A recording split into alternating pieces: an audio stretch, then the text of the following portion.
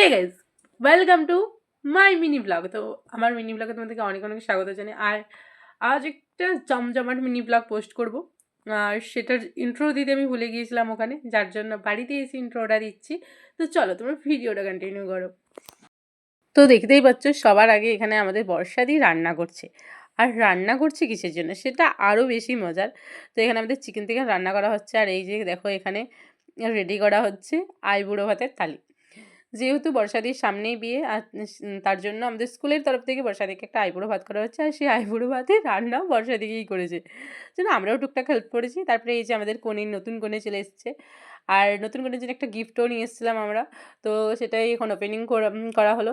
তারপর এখানে বলছে এত প্যাক কে করে, তো তারপর যা হোক প্যাকটা খুলে শাড়িটা এরকম করে নিয়েছে। আর তারপর বলছে শাড়িটা আমার খুব ভালো লেগেছে, আমাকে একটু ছবি তুলে দে এরকম করে। তো থ্যাংক ইউ গাইজ আমার পুরো মিনি ব্লগটা দেখার জন্য।